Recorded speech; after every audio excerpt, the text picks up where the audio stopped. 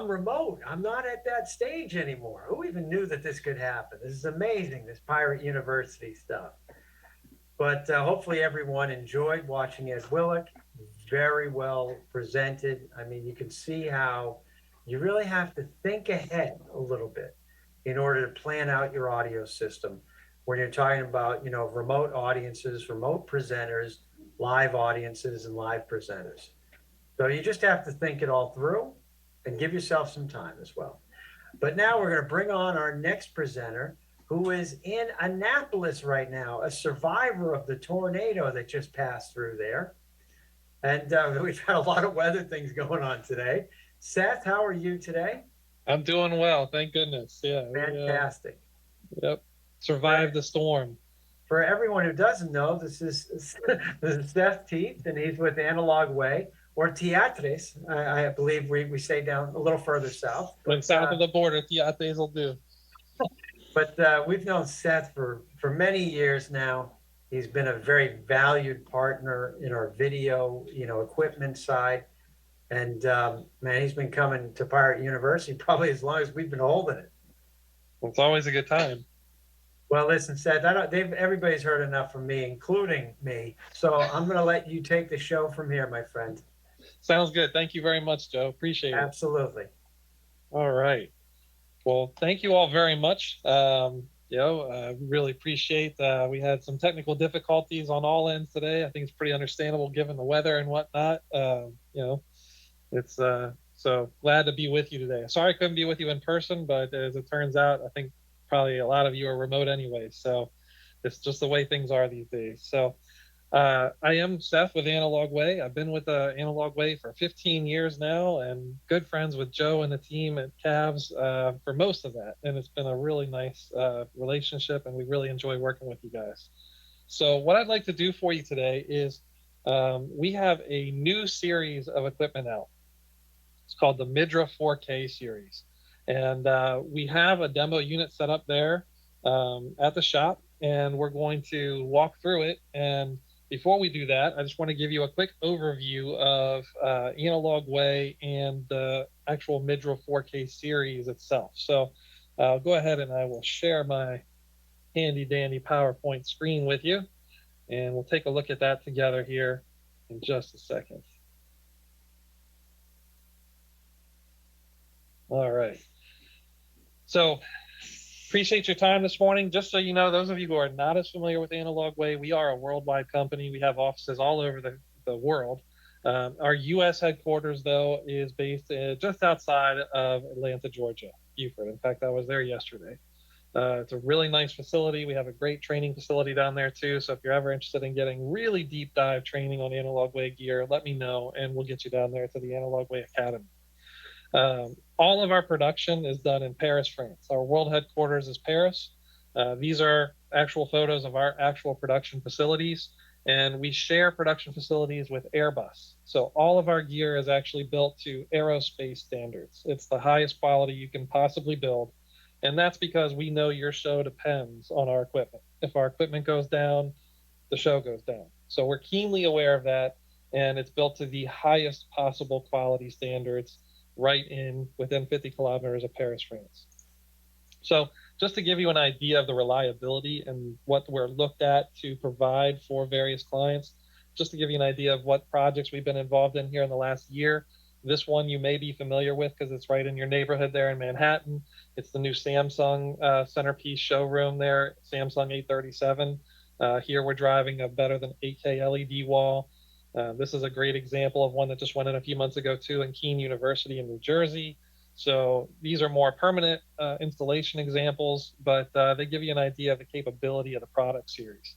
So here we're blending 10 projectors together for an immersive room experience. A very common application for us is we're driving large corporate or government auditoriums and stuff of that nature. So this all parlays right into the rental and staging side of things because it's rental and staging just more on a permanent basis. We deal a lot with ultra wide or ultra large LED walls all day, every day. That's our bread and butter. So if you need to put a whole city block or a whole city block wall size LED wall up, that's what Analog Way does. We do it. This one just went in last week. That's why it's such a cruddy picture. But It was just taken last week. It's going in up in Boston. So you get the idea. Um, our products simply must work when they're on stage and being used, and we do a really good job of that. So about half the walls in Times Square now are analog wave processing too, just as a reference. And this one is just north of you, about 20-minute drive from where you're sitting right now in New York at IBM. That's an 8K LED wall that we're driving there in New York for IBM. So our our premier series switcher was and has been and is the live premier Aquilon series switcher. It's been out now for about a year and a half, and it's driving many of the walls that you just saw there in those last examples. Now, it's been extremely successful. It's the most powerful processor on the planet by far because it's can actually handle up to 24 in by 20 out, 4K 60 ins and outs, every one of those. So there's no gotchas like, oh, if you turn on 4K, the next three are dead or anything like that. It is a true beast. Now, that's all well and good, but we all know not every show has call for such a large and impressive processor. So, what we aimed to do with the new Midra 4K series switcher that you have in front of you, and we're going to actually go through and work with here in just a few minutes, was take this technology, the 4K 60 HDR scaling technology, and put it into a smaller envelope. And that's precisely what we did with the Midra 4K. One of the key features that we wanted to preserve and carry over from the new flagship Aquilon down to the Midra 4K is what we call the WebRCS interface. And that's what we'll be working with here in a few minutes. But it's an incredibly user friendly interface that really, as soon as we launched it, everybody loved it. So we wanted to have the same interface come down into the Midra 4K series as well, which we did. So if you know how to run one of these things, you already know how to run the other. Of course, there's a few more bells and whistles on the Aquilon than there is on the Midra 4K, but you'll understand the logic behind it and you'll understand where to go to make these adjustments. So we really tried to unify the entire product series so that there's not a big learning curve when you're going between different pieces of analog way equipment. And we'll take a look at that in depth here in just a few minutes. So on to the main event, the Midra 4K series. So this was launched earlier this year. We've been shipping it now since about January of this year, and it's been very successful. They're already installed in all sorts of high visibility, high priority installations all around the world. This is just one example. This is actually a large scale church down in Florida. But basically what the Midra 4K is, I call it the baby Aquilon because that's really what it is. It's fully derived from the Aquilon series, but it's to our use. So let me take one step back. There's 4 products within the series. Okay, there's the Quick View and then the Pulse, and we'll take a look at those different models here in just a minute. I think the one that's going to be by far the most used and popular in the rental and staging market is the Pulse 4K. And that is the model that you have with you there at the Pirate University today that we're going to be actually working with in just a moment. But they all share the exact same chassis. So they have the same I/O and the chassis is identical. So they all have 10 inputs. You have a nice variety of different types of inputs on the back of the box, and we'll take a look at those too. But it includes DisplayPort, HDMI, of course, 12G SDI, 3G SDI. So you have a really nice variety of different types of connectors for inputs. You have, depending on which model, you have either 1 or 2 4K 60 program outputs. And then in addition to that, every one of the models has a true monitoring output. So it's user definable, and you can see up to 16 windows on that monitoring output. And that's true of all 4 models. All of them use the same WebRCS as the Aquilon. It's HTML5 based, so it's very easy to get along with. You know, if you're used to older generations of analog way equipment, it was Flash based, and of course, with the sunset of Flash beginning of this year, we've already changed most everything over to HTML5 on all the new stuff. And what's really cool about the new Midra 4K series that it shares with the Aquilon is we have Dante audio capability built in with it as well.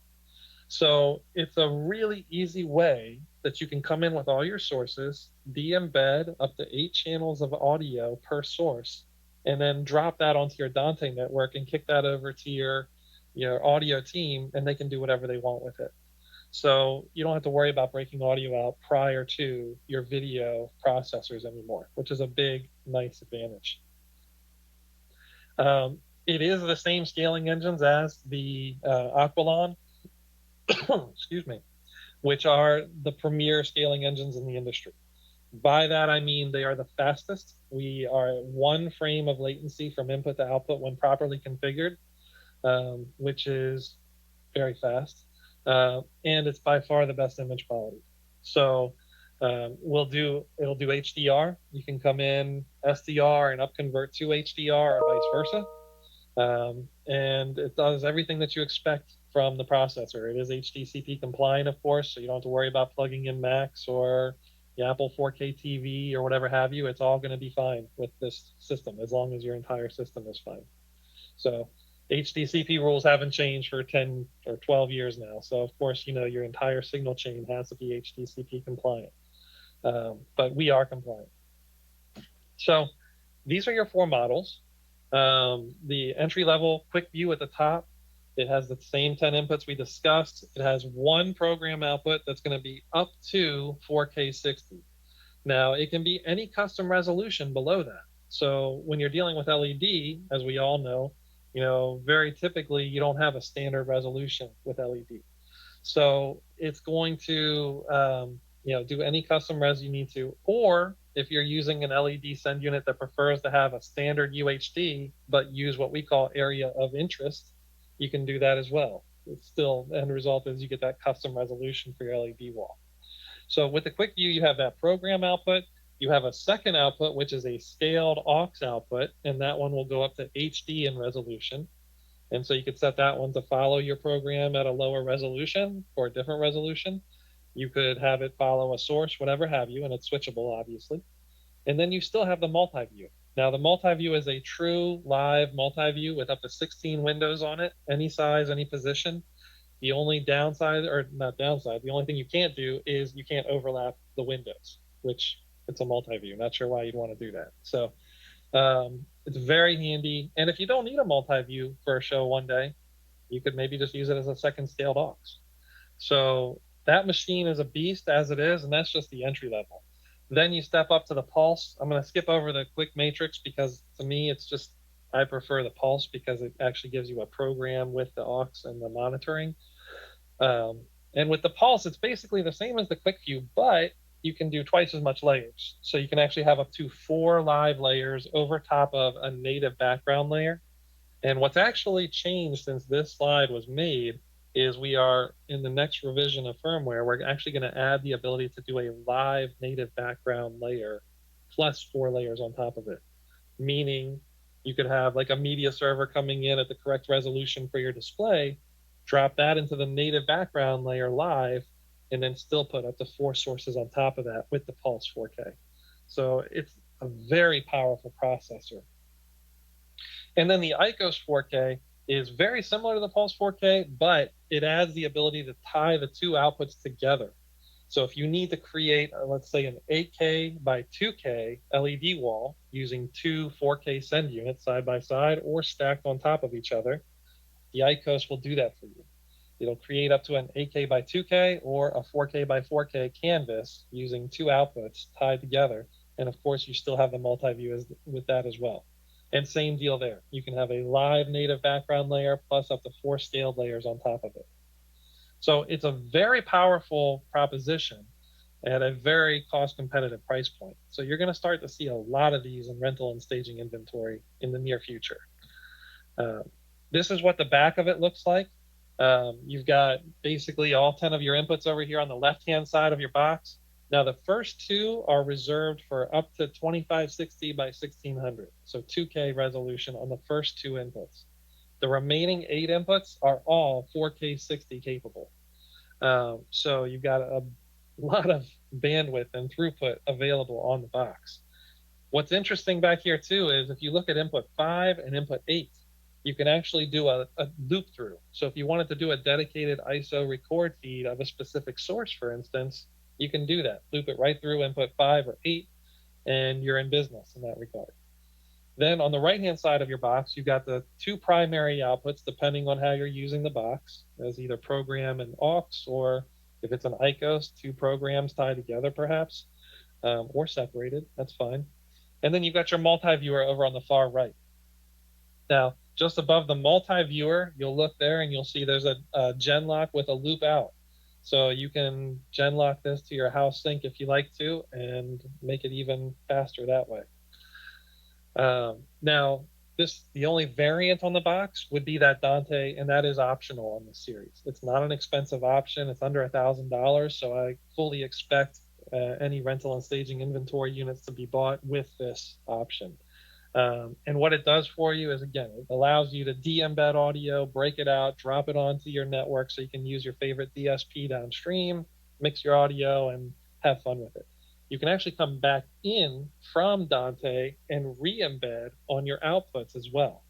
So it's a very versatile and nice option there with the Dante. And here's just a great example of something you could do with an ICOS. So you can have all these different sources down there along the bottom, including a media server that's giving us full resolution background content.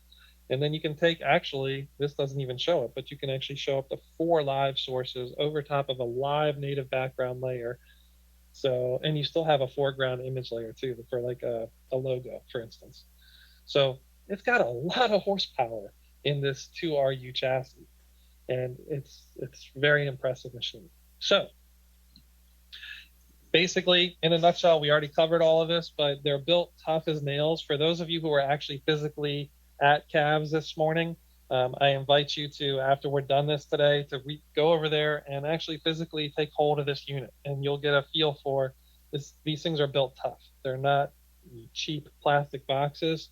They're built to withstand the rigors of everyday shipping for 5 years straight and keep working. In fact, I think Joe's team can testify to the longevity of our products. They've got quite a few of them for quite a long time, and I believe they're still working great for you. So if not, just lie about it for me on the spot.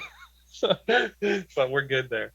So it's a great ride. And then, as I mentioned, we do have the full Analog Way Academy. So for those of you who, once we get back into the full swing of it, we're just starting to reopen the Academy in limited fashion right now. But under normal non-COVID times, we have this tremendous facility at your disposal down there.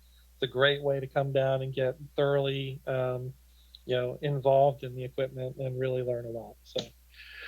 So without further ado, let's actually play with one. So I'll stop sharing this and get out of this. All right. Will and team, can we switch to the 4-way view so that we can see the outputs and stuff? There we go. Okay. So everybody see that view with me up in the top left corner, and then you can see like these the 2 outputs down along the bottom, and then we see the actual web RCS up in the top right corner. All right. So this is the web RCS. It is, again, browser based. So you're literally just browsing right into the machine. Obviously you have to be on the same network so you can see it. But once you're on the same network, you can browse right into the machine. The machine is DHCP compliant as well, so it'll take an IP address from your router if you choose to, or of course you can set static IP addresses. And as soon as you get in, this is what you see. So right off the bat, you'll see that there's, along the left-hand side over here, there's actually all of your sources available to you. And those are thumbnails that are updated about once every 2 seconds or so. So they are compressed, but they're actually pretty legible. It may not be super easy to tell over the Zoom call, but when you're sitting in front of the machine, you can very easily tell what's on those sources. Just to the right of that, you have program along the top, and you have preview along the bottom of your various screens. Now, you can change this view as you wish. So for instance, maybe you're not going to use the auxiliary output for a little while and you want to see your program better. You can just click this button here and get rid of the auxiliary screens off of the view so they're not a distraction to you. And anytime you want to, you can bring that back. Just click and boom, it comes right back for you. So it's very easy to modify the view as an operator so that you're not distracted by things that maybe you don't need to change very often, like the downstage monitor, for instance. Maybe that's not going to change all day. So you make your change and then just get rid of it. Makes it easier for you. Along the left-hand side over here is the menu structure. So for those of you who are coming in from our older series, WebRCS, like from our Ascenders or Next Stage product, which was a mainstay of the market for many years, and we do still sell those, but they're 2K, so they're not the next generation 4K. This menu structure used to be along the top. It's really not changed anything other than it's just on the left-hand side. So we've tried to make it even more intuitive. And in doing so, we just start at the top of the menu structure and work our way right down under here. So the very first stop you're going to do when you're configuring your machine for the day is you're going to come in here under pre-config and just start working your way right down this menu structure. So the very first choice here under pre-config is system. And here is where you can do some couple of quick changes. So I mentioned briefly HDCP. I imagine everybody on this call at one point in their career has had a moment where they've pulled their hair out trying to figure out why a Mac wouldn't show up on screen or whatever have you. It's very common. So now I'm not going to dive deep into HDCP, but the long and the short of it is if our input is turned on HDCP and you plug a Mac into it, it's going to automatically encrypt itself, which is fine unless you're going out, let's say SDI to a destination. Then you're screwed because SDI is not HDCP compatible. They don't like to do the handshake. So what we've done here is a quick, easy tool to allow you to quickly turn on or turn off all HDCP on all your inputs and on your outputs all at one shot. So if you're doing a show today where you know you're going to be running SDI and you are going to be using Macs, but you're not going to be trying to show any encrypted content, easiest thing to do here is just go here and turn off all the HDCP on all the inputs, and you're done. So now when you plug in that Mac, it's no longer going to see HDCP. It'll say, no problem. Here's your unencrypted content because it should never have been encrypted in the first place. So quick, easy way to just disable it on all ins and all outs very quickly right here from there. The other thing that you'll do here is if you're going to go out and you're going to do a 10-bit HDR show, which is probably going to be rare, but will come up from time to time. As going forward, it will become much more of a usual thing as more LED units are sold out there with HDR.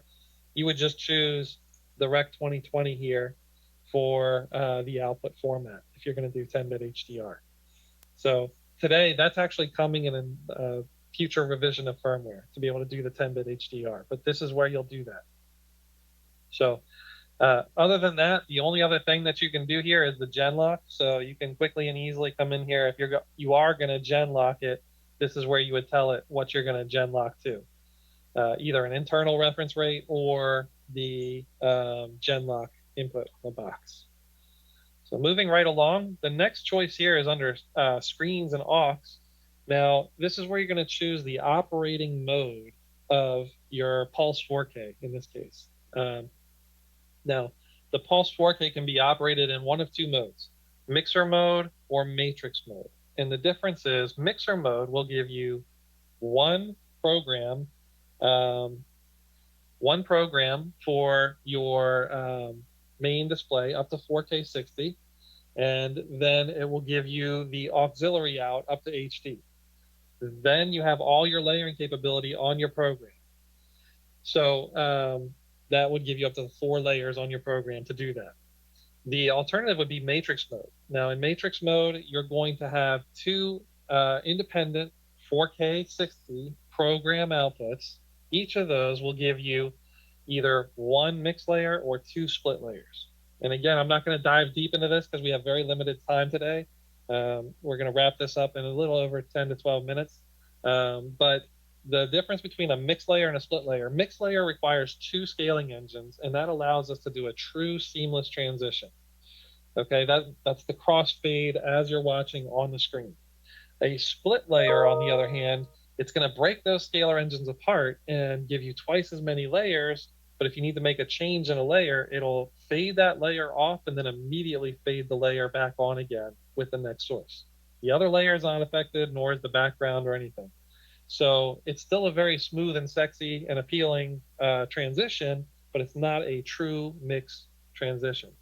So there's also notes on this on our YouTube channel with actual videos to show the difference. So if you want to check that out, that's Analog Way TV on YouTube. So just search Analog Way TV on YouTube, and you'll see a whole bunch of training videos and example videos and things of that nature. That's a great resource for you. So we'll just go ahead and do mixer for today. And I'm going to choose split layers to give myself the 4 layers over top of a native background layer, just to give myself some more layering capability. So that's done. Actually, no, excuse me. Let me go here, go back to screens. Aha! This was a test to see if you're paying attention. You must hit apply. If you don't hit apply, it won't make the changes you did here under the screens and locks. So always, if you make a change here, remember over here where it says pending modifications, hit apply, or it won't actually apply. The next step here is to do the canvas configuration. So what we mean by that is you can label your screen. So we'll call this test 1. And you can go here to output 1 under the canvas, and you can change your resolution for your output. So if we were going to go out 4K or UHD, we can do that here. Or if we were going to do a custom resolution, let's say for an LED wall, you could do that one of 2 ways. Chances are the easiest way is just to go ahead and do a standard resolution like UHD 2160 here, for instance. But then, and I'm not going to change it because our outputs are actually routed so that you can see them right now. If I kicked it up to 4K, for instance, we'd lose the feed on the Zoom call here. But what you can do is once you kick that up to 4K and let's say you're doing a bigger than 4K or a bigger than HD wall, just use UHD and then go here to custom, and you can dial in what we call the area of interest. So, just for an example, you can go 1600 by 660 or something just for giggles. Now, once you do that, if you notice in the bottom left-hand corner, the feed that you're seeing in the bottom left-hand corner is my output 1 feed. Now you see the black area on the right and on the bottom. What we've done here is we've shrunk down the output from full res UHD to this custom area. Now that'll have the same effect as actually sending a custom resolution to your send unit. So it's just a little bit simpler on the send unit side to use what we call area of interest. But we're going to go ahead and change that back to 1920 by 1080. The other thing you can do here, and you can do the same thing on the auxiliary output. So for instance, you could go to auxiliary output and you can do custom area of interest if your auxiliary output is a non-standard resolution either. So that's all done under Canvas. Backgrounds, this is where you can come in and assign still frame images from the memory of the device. So within the memory of the device, you can store up to 50 4K or custom resolution still shots. So that's a lot of storage in there, and those can be used in the native background layer, as well as there's a foreground layer that you can use too that'll cover everything up. So this is where you would assign a still frame to the native background layer, which we don't have any loaded today, but unfortunately we don't have a ton of time, so we're not going to go into every feature. But to load those, we will go into that in a minute. That's done under library. So I'll show you how to do it. We're just not going to do it today so that we have time to take your questions here in about 5 minutes. Audio, this would be if you did have the Dante feature added, which I don't believe that our demo unit does have today, but this is where you can do actually, it'll de-embed audio and then re-embed it on the output. So you can do audio follow video, or you can do audio breakaway switching, even without the Dante feature. The Dante feature is going to add the ability to then kick that out to your DSP on Dante to mix and match over there. So that would be done there. Quick preset. So right on the front panel, there is a emergency button that you can disable here if you don't want it. But there's a quick preset button on the front panel where if you get trouble, maybe you lose a feed or something happens, you can hit that button and it'll go to a safe, happy place. this is the safe, happy place. You're assigning what that does. Do you want it to go to fade to black, or do you want it to go to a fade to an image file, whatever have you. That's done here. The next thing here is multi-viewer. All you're doing here is you are quickly and easily setting the resolution, and you can do test patterns here for the monitoring output. So you have all these different test patterns. You would just turn it on, and you would see test patterns go out on your monitoring output, your user's preview, in other words. Another cool thing that you have here is you can actually see the little LED buttons light up when you've got a source plugged into the unit and it sees sync in an actual source. So quickly and easily you can troubleshoot from any one of these. Outputs, you probably won't even have to go here because you can also set up your output resolution under Canvas like we did just a minute ago, but you can go in here and just double check your output status. So if you click on outputs and then look here, it'll tell you what's plugged into it. If it sees an EDID from the display, it'll tell you what the display is.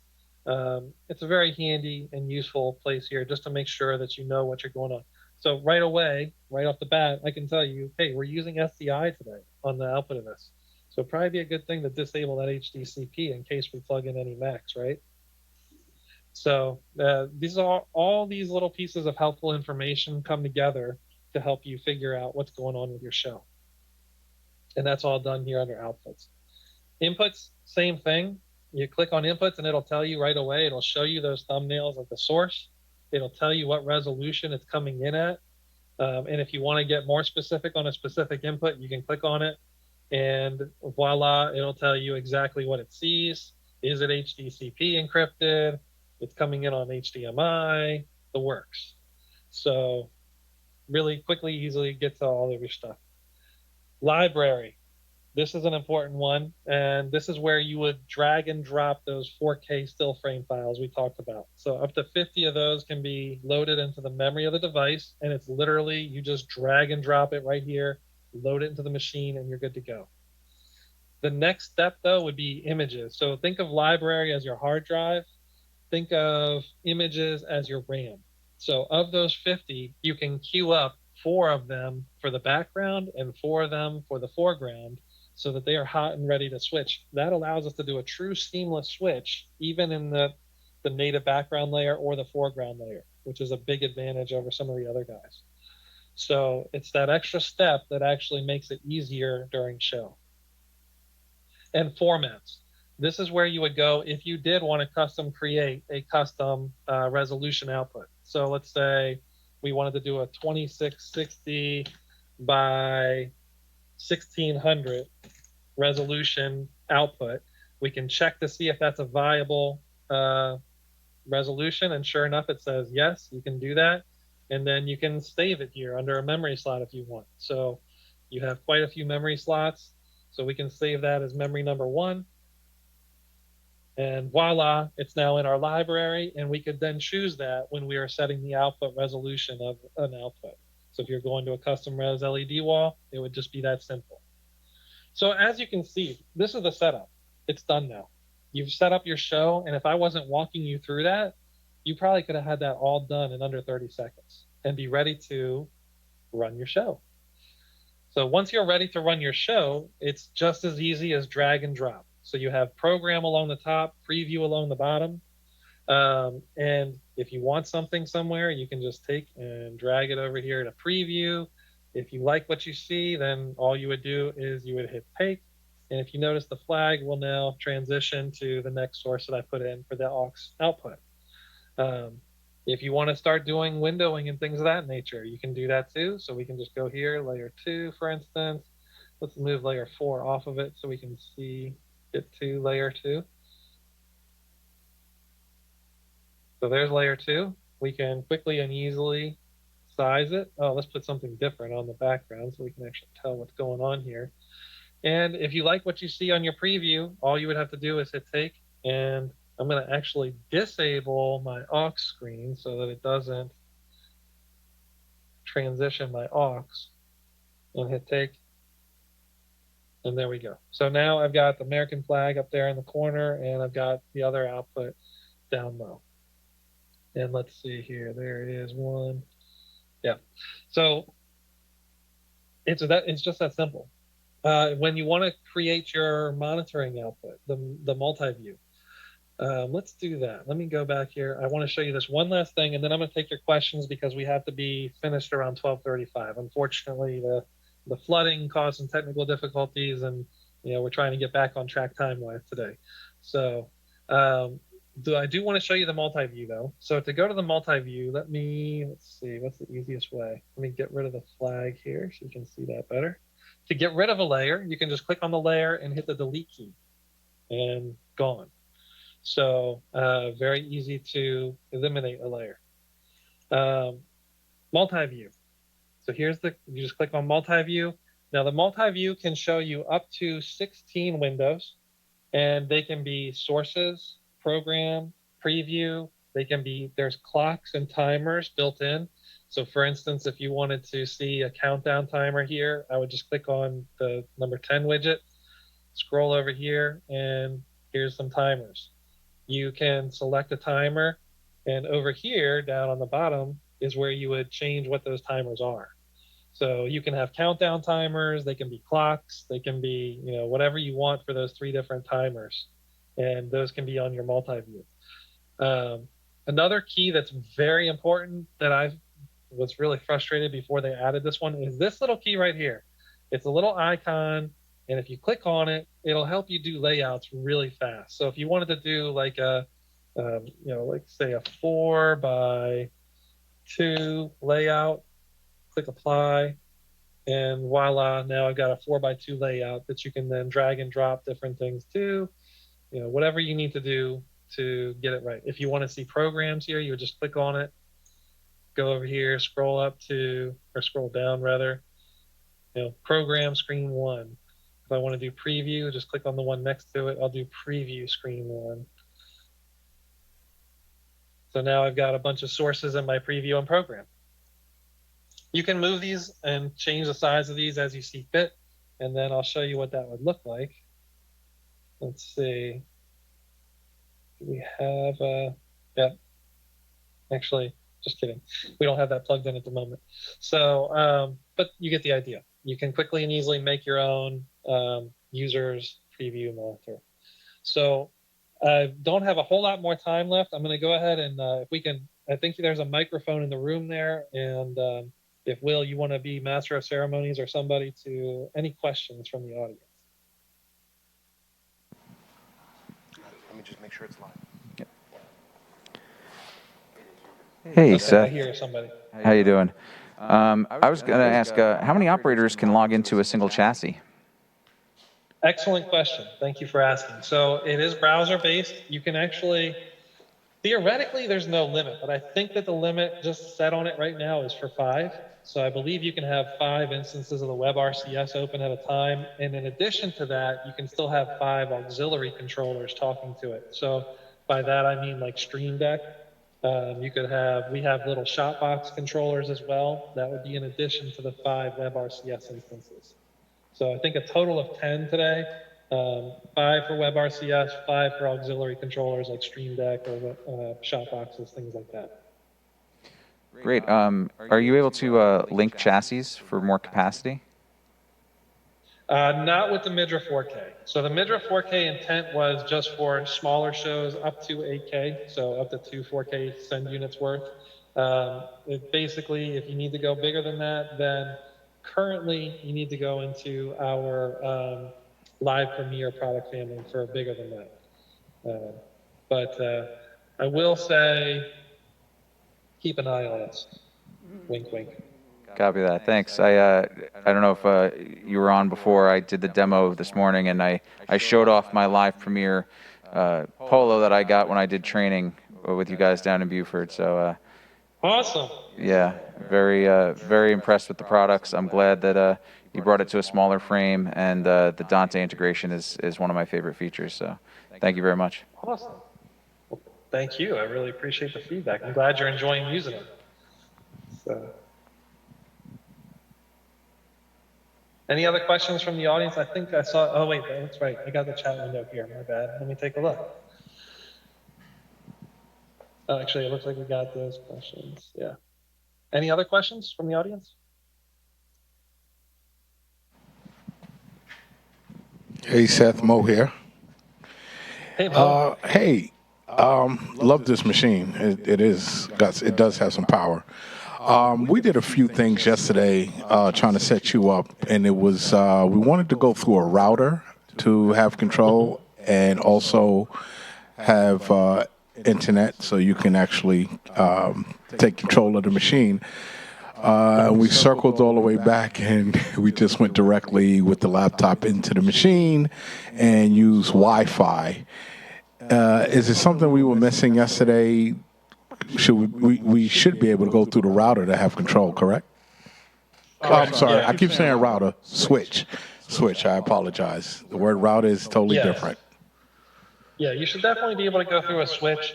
I'm not sure exactly what was happening yesterday, but the easiest way I've found to connect to it over a bigger network, like for instance, when I'm here at my home network, I want to be able to log into, I've got several of them set up behind me for different demos set up. I use DHCP. So I let my router assign the IP addresses to the machines, and then I can glance at the front of the machine and see what that IP address is. That way, I know that it's on the network, the same network that my laptop is on, and I can hit any one of those just by going to that various IP address. That's the way I found to be the easiest. But yeah, absolutely, you should be allowed, or you should be able to go through a switch to communicate with it. So I'm not sure what was going on there. We'd have to work through it together. Okay. Thank you. Hold on. Got another one. Sure. Hey, Seth, it's Ed again. Just also, since you mentioned you have multiple machines there, connecting to each of them for you is just as simple as opening a different web browser and putting in the IP, correct? Just like on the Aquilons. Yep. Okay, cool. Yep. That's exactly how I do it. I've got that. I've got a couple of Pictoral media servers over here because for some reason I've had to do all my demos remote for the last year or so, as I'm sure you all can identify with. So it's actually been really easy and handy. I just move a camera over here and I can connect to a whole litany of different equipment sitting over here next to me. Sounds like a very fun and expensive room that you've got there. Well, yeah, it is a lot of fun toys to play with. Thanks. Sure, thank you. Any other questions?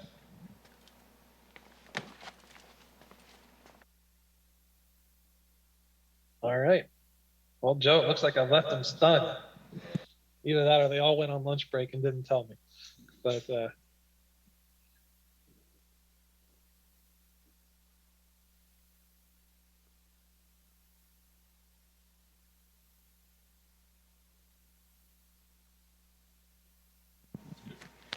There's Joe.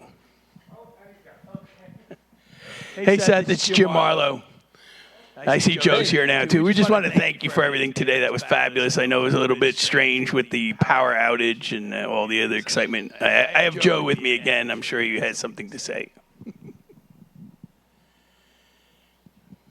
Maybe not. well, I'd say you all did a fantastic job of rolling with the punches because literally, I don't know if you all knew or not, but as we were counting down to start this 30, 40 minutes ago, the whole building lost power. So that's a true testament to how good you all are to get this whole thing back up and running again that quickly. So thank you. It was actually very funny. Gotta go on, Seth. Gotta go on. It was actually very funny. It literally was at the countdown point. It was in 5, 4, 3, 2, 1, boom. Blip. I think that happened in the Super Bowl once. I I'm remember pretty sure that. my friend Hiram was. Hiram had something to do with that, yeah. I don't think Hiram's watching, so it's okay. We can call him out. They didn't recover as fast as you did, so good job. It's a little bigger scale they were working on, though. But listen, Seth, thank you again. I mean, as always, you're a rock star. I mean, the products are rock solid. I mean, we've had tremendous success with them. The support has been top notch at all times. You know, we joke around about there was a night I did have to reach out to Seth. We had a little blip on screen there. We needed to remove something and we could not solve it as quickly as we would like to have. So we had to make a call and go to the bullpen. And Seth, he came in and he solved the problem in like 10 seconds, told him to go back to sleep, and our night went on. It's always a pleasure to hear from you, regardless of what time. Well, Seth, we're going to let you go. I know you have plenty of Aquilons to sell today. I'm Try sure they're to. just flying off the shelves. I mean, this is the beginning of the month, so That's right. you Quarter's got a coming lot up. to work on. That's but, right. But listen, thank you very much for your help, and feel free to tune in and watch the rest of today's program. My pleasure, and thank you all so much. And I do believe I am scheduled to be in my virtual booth at 1:30 today. So if you have any questions that come to you after this, then by all means, please come visit me in the virtual booth at 1:30 today. I think that's a great plan. Otherwise, everyone else, we're going to take a break for about 20 minutes, and then we'll start our afternoon's online program on Hopin. Thank you so Thank you. much.